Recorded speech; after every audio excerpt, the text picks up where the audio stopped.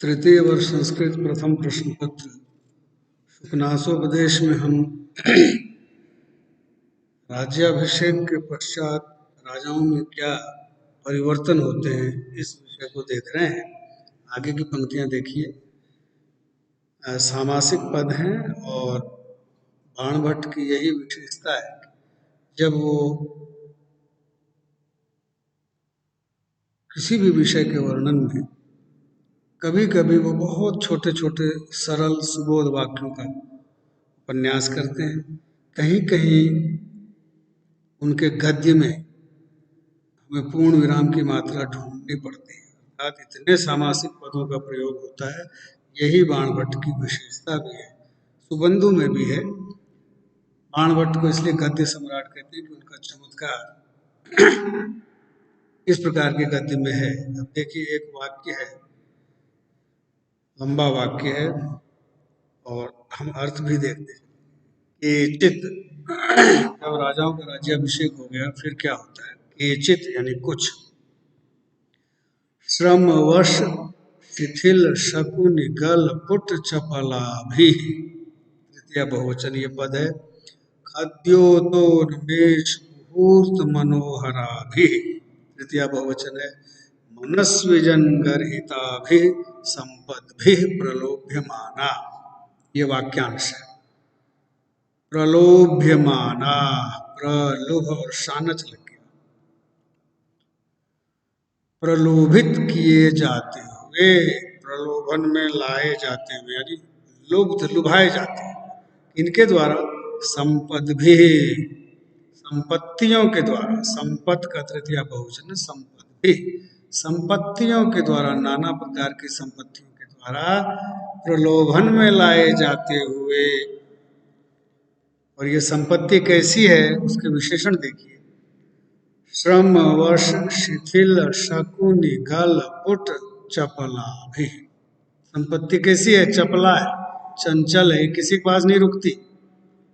उसकी तुलना किससे की? तो श्रमवश, श्रम का अर्थ थकान है, थकावट है, खेद है। श्रमवश शिथिल, थकान के कारण शिथिल, सुस्त, ढीले।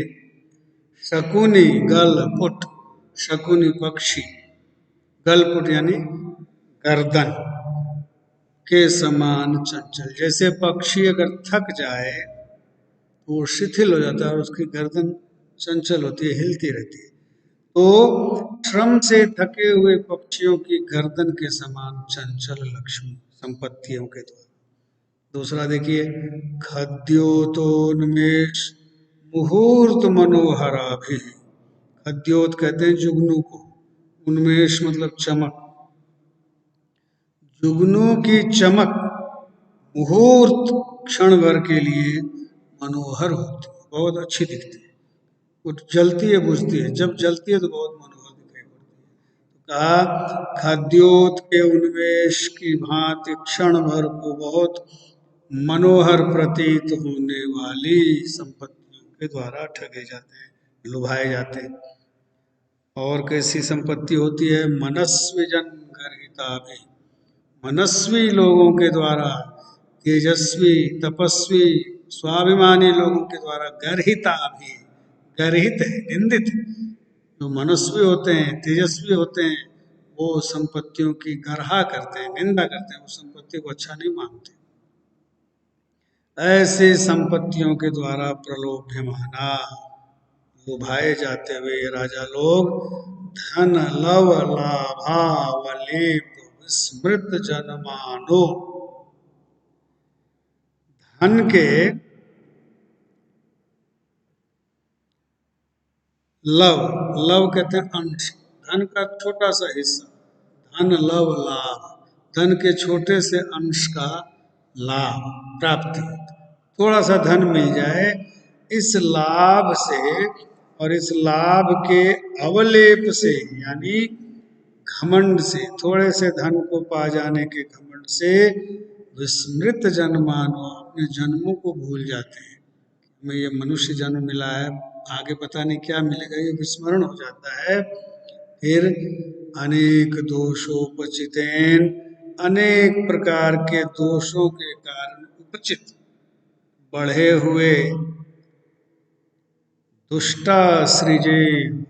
दुष्टा सृजेव का अर्थ है दूषित रक्त के समान। रक्त दूषित होता है आयुर्वेद के अनुसार त्रिदोष के कारण। वात पित्त और कफ जब कुपित हो जाते हैं तो रक्त में दूषण आ जाता है, रक्त दूषित हो जाता है। और इसीलिए कहा कि त्रिदोष के कारण दूषित रक्त वाले रागावेशेन बाध्यमाना, आसक्ति की अधिकता के कारण बांधे जाते हो। बाध्यमाना विविध विषय ग्रास लालसई। विविध विषयों, विषय 5 होते हैं ज्ञान इंद्रियों के, और 5 कर्म इंद्रियों के, और एक मन भी है। 11 इंद्रियां होती हैं, सबके अपने अपने विषय होते हैं। विषय वो जो इंद्रियों को अपनी ओर खींचते हैं। तो इंद्रियों को विषयोपभोग की लालसा उत्तरोत्तर होती है। विषय मिलता है तो और उपभोग की कामना बढ़ती है।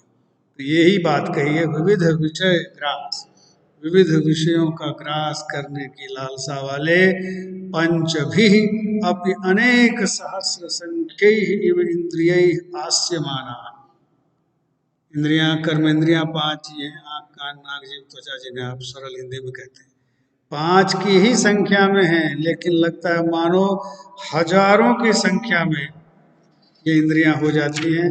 5 की हैं लेकिन मानो हजारों की संख्या के समान मालूम पड़ने वाली इंद्रियों से आयास्य मानो विविध विविध प्रकार के उद्योगों में लगाए जाते हैं। हम प्रयासरत रहते हैं लोग, ताकि इंद्रियों को विषयोपभोग की सामग्री मिले। प्रकृति चंचलतया, स्वभाव के चंचल होने के कारण लब्ध प्रसरेण, जिसको प्रसार मिला है, विस्तार मिला है, एकेनापि सहस्रताम उपगतेन मनसा, एक ही है मन, लेकिन मानो 100 और 1000 की संख्या वाला मन हो गया है। ऐसे मन के द्वारा आकुली क्रियमाणा, आकुल व्याकुल बनाए जाते हुए विह्वलताम उपयांति, विह्वलता को प्राप्त होते हैं। राजाओं की ये दुर्दशा होती है। जब राज्याभिषेक हो जाता है उन्हें चैन नहीं होता। हम ये सोचते हैं कि राजा है, उसके पास सारे सुख साधन हैं, वो जो चाहे कर सकता है, लेकिन उनके चित्त की दशा का बाण भट्ट ने इतना ही स्वाभाविक वर्णन किया है कि क्या स्थिति होती है। एक बार देखिए आप भावार्थ। दूर तक उड़ते रहने के परिश्रम से थके हुए पक्षियों के ग्रीवा प्रदेश के समान, गर्दन के समान चंचल, जुगनू की रोशनी के समान क्षण मात्र के लिए चित्ताकर्षक, अतएव विवेकशील पंडितों के द्वारा तिरस्कृत, समृद्धि से लालची बनाए गए, थोड़े से भी धन के मिल जाने के अहंकार से जन के वृत्तांत को भूल जाने वाले, कफ पित्त वात के विकार से बढ़े हुए और इसलिए बिगड़े हुए शोणित के समान काम क्रोध लोभ मोह आदि विकारों से पीड़ित होने वाले, शब्द स्पर्श आदि अनेक इंद्रिय विषयों के रसास्वादन की इच्छा से 5 होने पर भी मानो हजारों इंद्रियों से दिन रात प्रयत्न में लगे रहने वाले, स्वाभाविक अस्थिरता के कारण ही अवसर पा जाने वाले,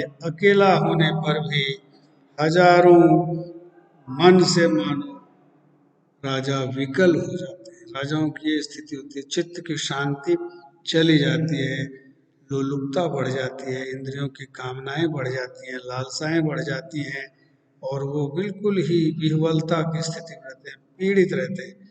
जिस धन संपत्ति की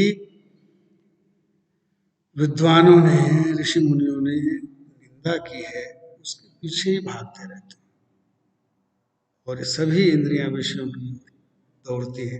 फिर क्या स्थिति होती है? देखिए छोटे वाक्य की उत्कलिका कहती है, उछलने वाली, छोटी छोटी फुदकने वाली, ग्रहे एव गृह्यन्ते, मानो ग्रहों के द्वारा ग्रहण कर लिए जाते, पकड़ लिए जाते। राहु केतु इत्यादि ग्रह है ना, ये ग्रास बना लेते हैं। हमारी कुंडली दिखाते हैं हम पंडितों को, ज्योतिषियों को, उसमें कहते हैं आप पर तो राहु की छाया है, आप पर केतु की छाया है। वही कहा ग्रहे एव, मानो ग्रहों के द्वारा ग्रसित कर लिए जाते हैं।